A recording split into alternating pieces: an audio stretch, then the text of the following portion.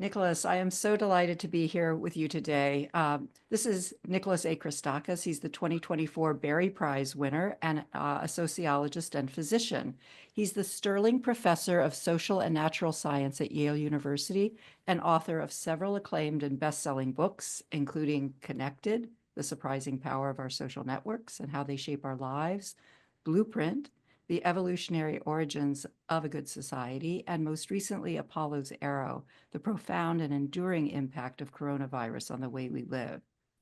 So, Nicholas, one of the things I love about your work, besides your deft use of colons in your book titles, is how you bring together methods from so many different fields: evolutionary biology, behavioral genetics, sociology, epidemiology, computer science, and more, to study how social networks form and how these networks influence our feelings, thoughts, and behaviors. I'm a psychiatrist, so those are all of interest to me, and ultimately our health.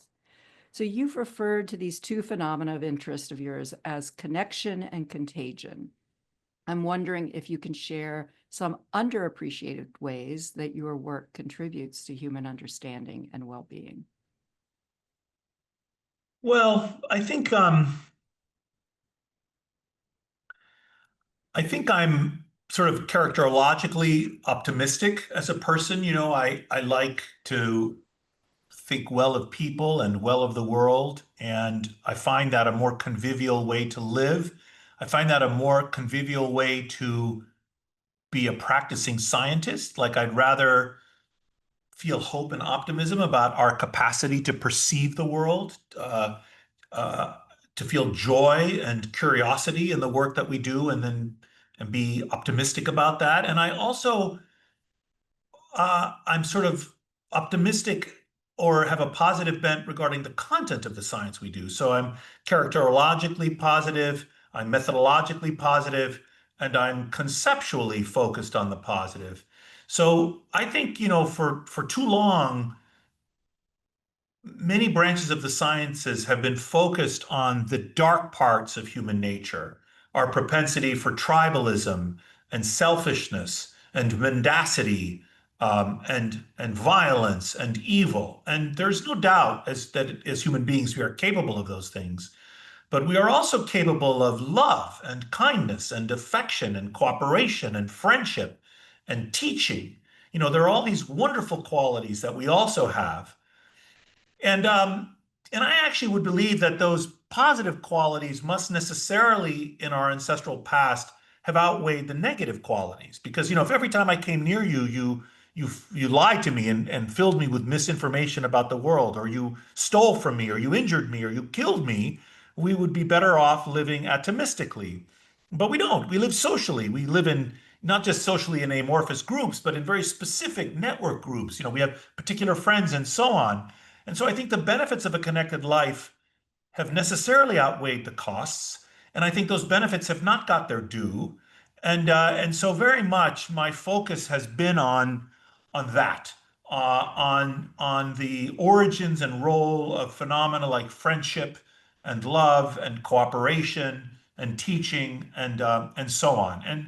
And so I think that would be, I hope, at least one sort of underappreciated way that my work has contributed to an understanding of human well-being in a way that's, as I said, underappreciated. I think not as many people are looking at the good side of human nature as the bad side.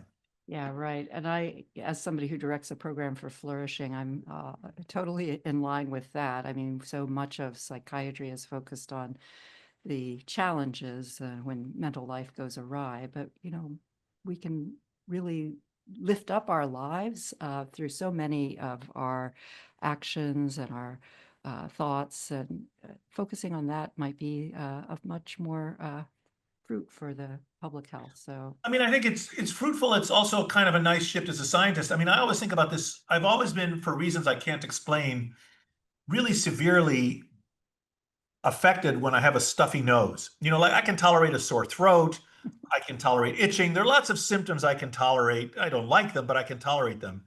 My wife, when she gets a sore throat, like everything has to stop. I can tolerate a sore throat. But if I get a stuffy nose, I'm like my wife. Like I cannot, all everything, the world is ending. My nose is stuffy. And so then and then of course, at some point in my life, I discovered phenylephrine, and which cures the problem, but also has addiction potential. But the reason I mention it is that I'm now 63, at some point in my 40s, whenever over multiple episodes of periodically having a stuffy nose, I would say, when this stuffy nose goes away, you're going to appreciate being able to breathe seamlessly.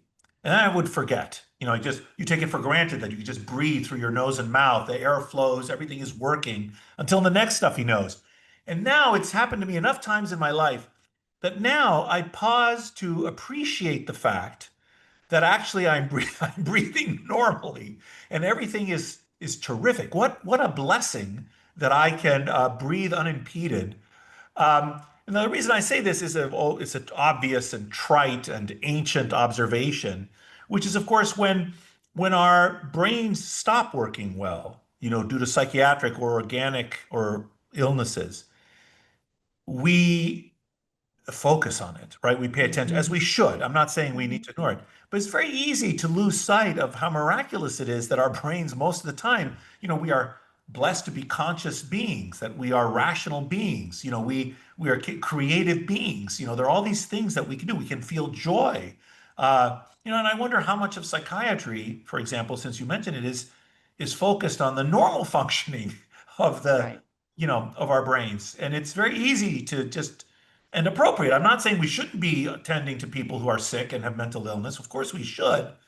But,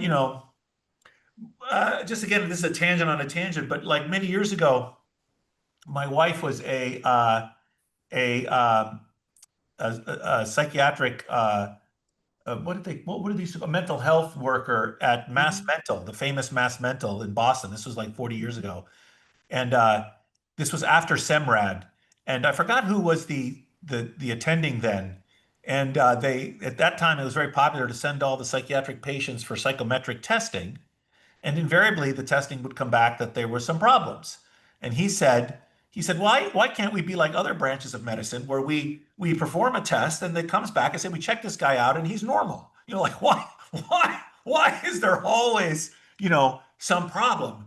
Um, so yeah, so I think it's important to focus on to pause to see the good parts of human nature, and not just the bad parts.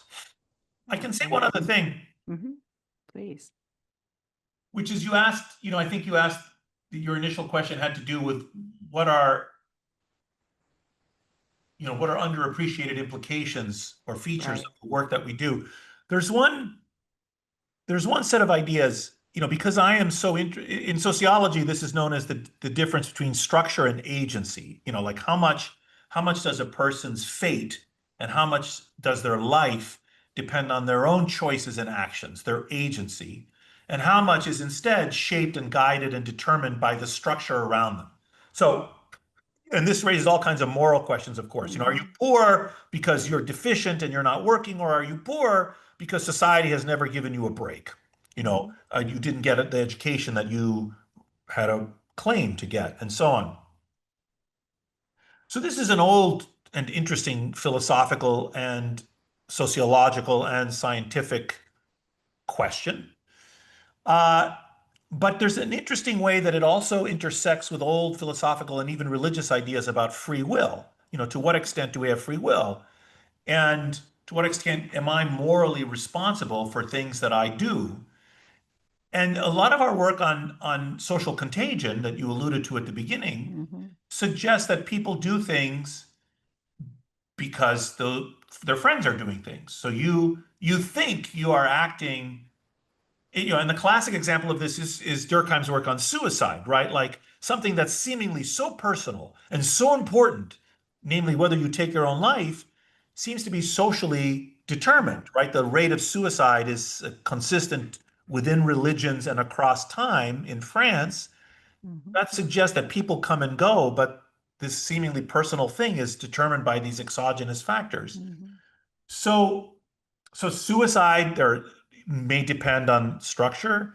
Your probability of having suicidal ideation may depend on on whether your friends have suicidal ideation, whether you're depressed depends on whether your friends and your friends' friends are depressed. Your body size may depend on what your friends and your friends' friends and your friends' friends are doing if they're gaining weight. We've done a ton of experiments recently. We just had a huge study in Honduras of 24,000 people in 176 villages where we showed we could induce cascades in breastfeeding behavior, for example. Mhm. So whether we teach you to breastfeed your baby, and then that influences your friend and your friend's friend's probability of breastfeeding their baby. So breastfeeding behavior, again, a very personal kind of behavior, is determined by, here experimentally, by what's happening in others. And if that's true, and I think it is true, it means that we have much less free will than we thought. We're all creatures of the social world. Uh, so that's another underappreciated aspect. The way in which our work, for example, on social structure and social contagion, rightly would influence our moral understanding Mhm. of human behavior. Wow. Yeah, that's an important one to and very relevant to some of the problems that we're facing today. So, um, well, speaking of today, what do you see today as the most important challenges for maintaining high intellectual standards in your field or fields? Well, I think it's impossible in 2025 to answer that question without recognizing the assault on science that's coming at the moment, mostly from the right wing politically. I mean, we have in power a set of people who are very aggressively and in a way that's very evocative of classic authoritarianism 101 attacking science. This is not to say the left is not also responsible for a number of egregious assaults on science, but at the moment, when you and I are speaking, the defunding, the halving of the budget at NIH, the halving of the budget at NASA, the halving of the budget at NSF, a decline in national commitment to science funding, if it were to happen, if it were to pass Congress, is quite a serious threat, I think. And I think people need to understand that the American dominance of the world, and our ability to project not just military might, but also to project soft power, to capture the hearts and minds of people around the world, has depended since the Second World War on a kind of tripartite collaboration between the United States government, private industry, and and universities. So the government takes tax dollars and gives it to universities to do the kind of research that no private industry could do with a 20 or 30-year horizon. Basic discoveries regarding cancer chemotherapy, or basic discoveries regarding nanofabrication of things that we use to ensheathe our jets with.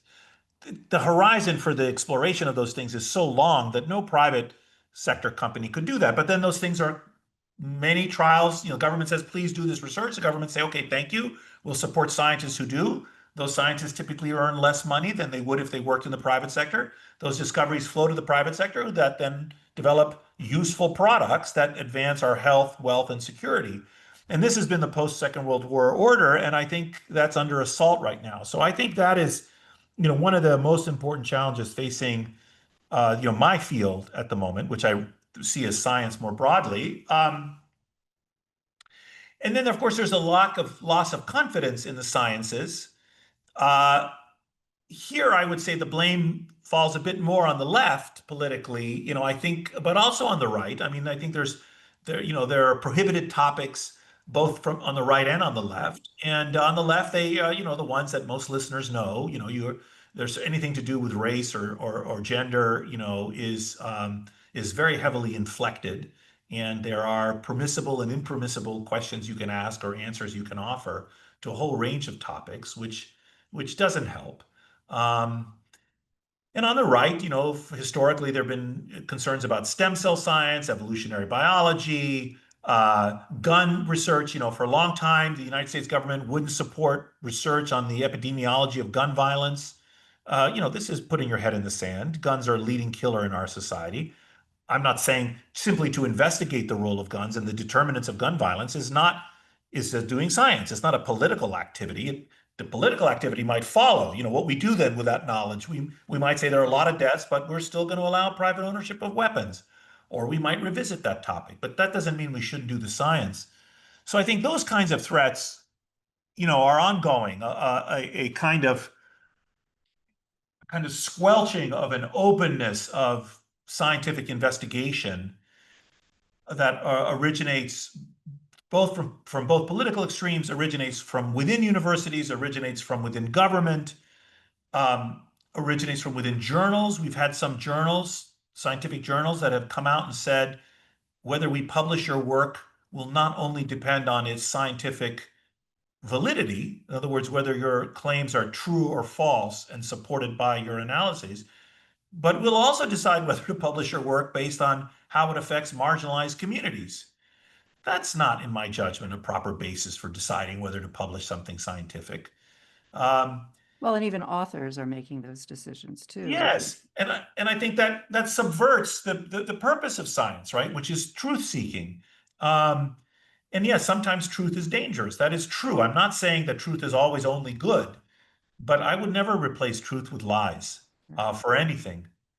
So there are a range of threats, in my view, to maintaining high intellectual standards. The lack of money, the lack of confidence in the sciences, the assault from various angles.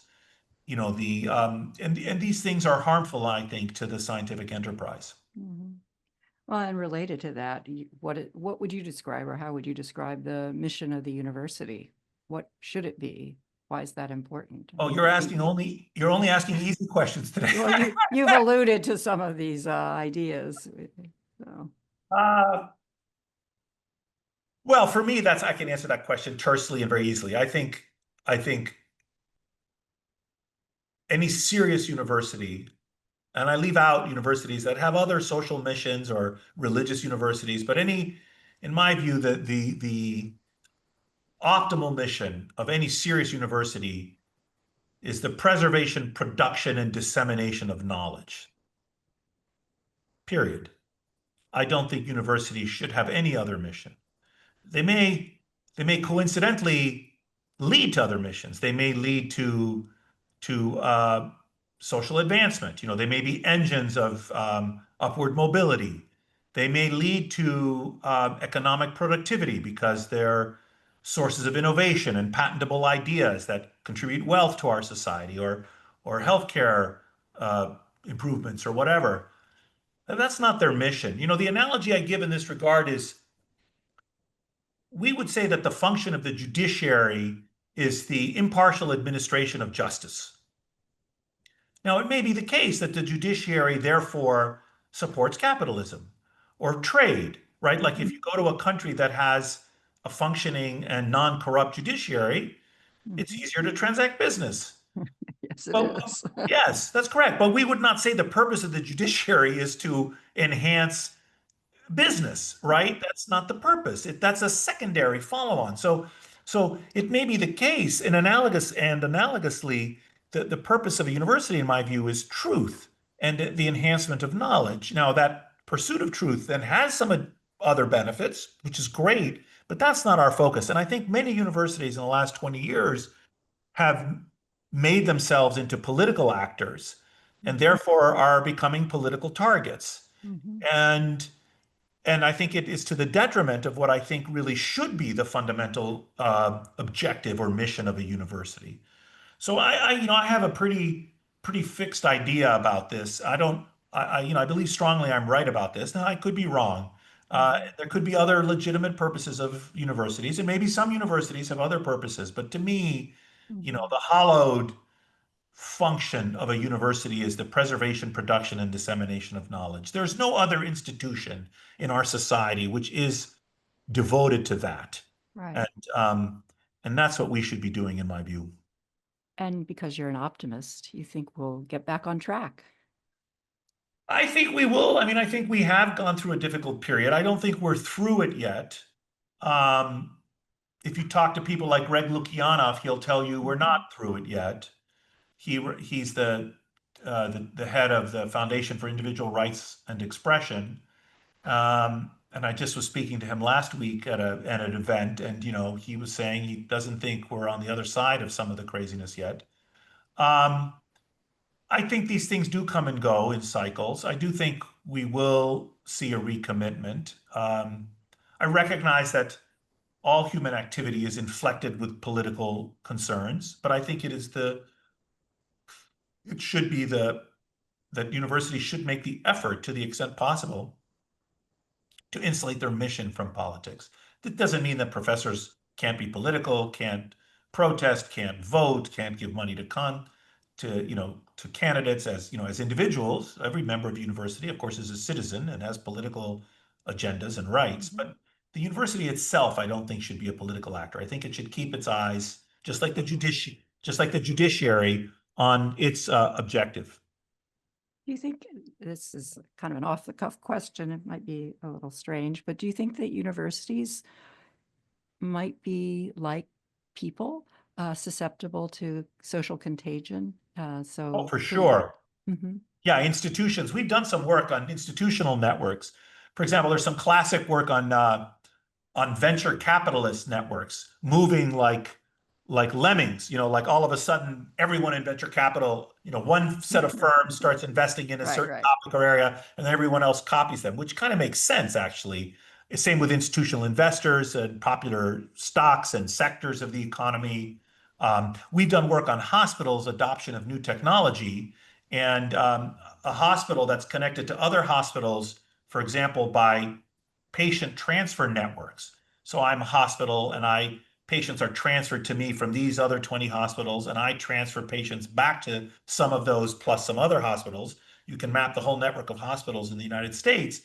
We find, incidentally, that nosocomial infections spread through those networks. So as patients move, they bring their germs with them. So there are outbreaks of, C. diff, which is a bad Right. kind of diarrhea in patients that relate to the movement of patients. So, but just like germs can spread through these hospital networks, product adoption can spread. So if certain hospitals are adopting MRIs, then all of their other friend hospitals also want to buy expensive MRI equipment. Mhm. So absolutely, institutions, I think, when in networks, um, can obey some of the same principles of social contagion that we might observe in individuals. So a few universities who might become leaders in truth-seeking or the truth-seeking mission could potentially influence Yes, others. that's the nice optimistic, and I agree with you on that. I think the tide may be turning on that topic. We'll see. I think it takes universities are like battleships. It'll take, I think, half a generation, like 15 years to really change. But I think we might change for the better. Well, thank you. On that optimistic note, I just want to thank you, Nicholas, for taking time to talk with us today. And again, congratulations on your Berry Prize. Thank you so much, Meg, for having me, and thank you to the Academy, and thank you also to the Barrys for endowing these prizes. Thanks.